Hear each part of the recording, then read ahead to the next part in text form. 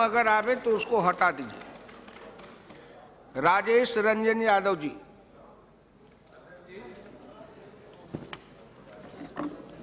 अच्छे दिन का बजट के बारे में मैं सिर्फ इतना ही कह सकता हूं, बता दीजिए कि आज़ादी के बाद यह जो दिल्ली है, जिसकी जिंदगी को उत्तर पूर्वी भारत के लोगों ने अपने खून और पसीना से, अपनी मेहनत से संवारा है, सींचा है। यदि वो मेहनत ना करें तो दिल्ली की जिंदगी, दिल्ली में जो रहने वाले लोग हैं, जिनकी चेहरे पर जो मुस्कुराहट है, खुशी है, वो छीनी चली जाएगी। और मैं समझता हूं कि दिल्ली कॉरपोरेट, माफिया, नेता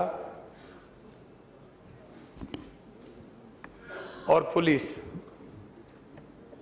इन चारों के गठबंधन को यदि जोड़ दिया जाए तो दिल्ली को यदि किसी ने लूटा है,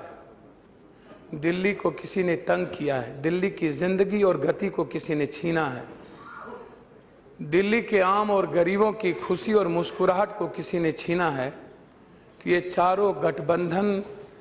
ने मिल करके जितना गरीबों को का शोषण किया है, शायद इस देश में किसी ने इतना शोषण नहीं किया।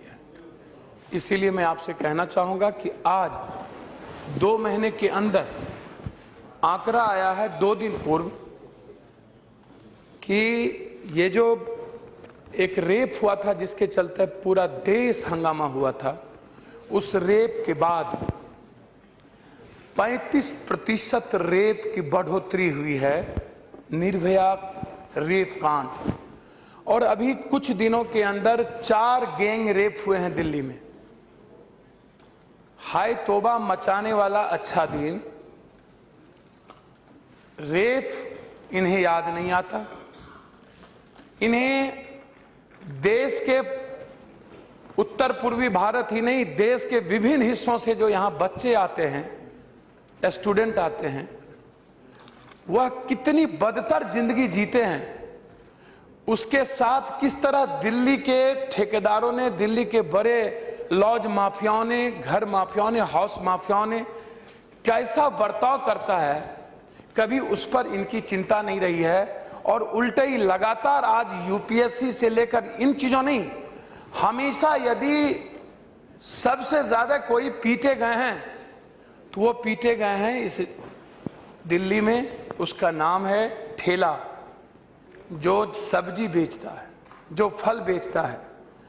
जो दिल्ली के घर तक उसकी खुशी को पहुंचाता है। यदि सबसे ज्यादा शोषण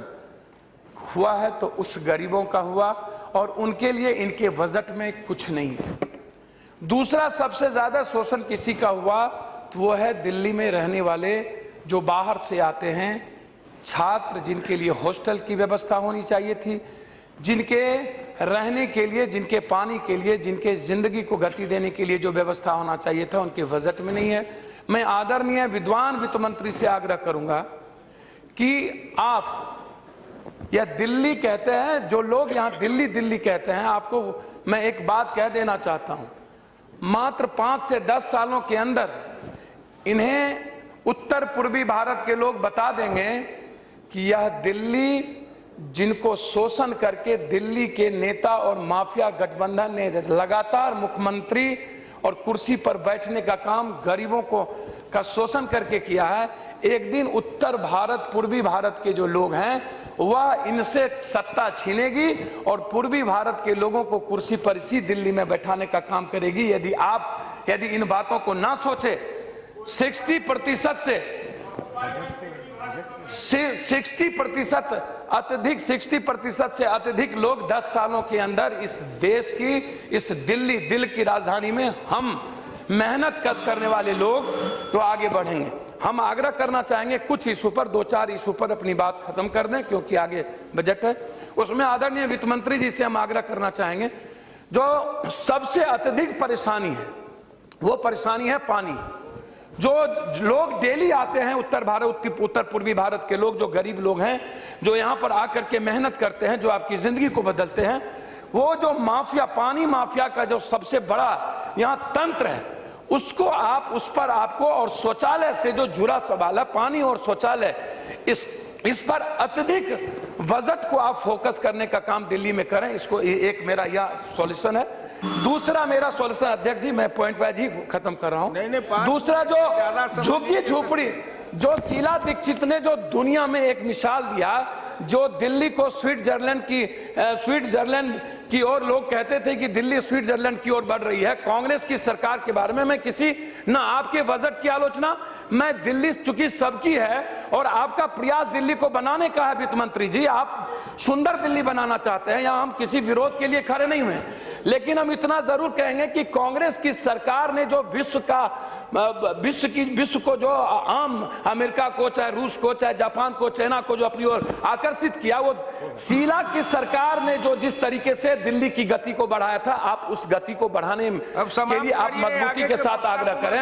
और उत्तर पूर्वी भारत को के गरीबों को संरक्षित करने के लिए आपके बजट में कुछ नहीं है। उस बजट में आप उत्तर पूर्वी भारत को कैसे आगे बढ़ाया जाए, झुग्गी झोपड़ी कॉलोनी को और सुंदर कैसे बढ़ाया जाए, और दिल्ली को बाहर ले जाने के लिए कैसे आगे बढ़ाया जाए। वहां जो उद्योग हैं, और उद्योग में जो बाहर के लोग जिस तरीके से,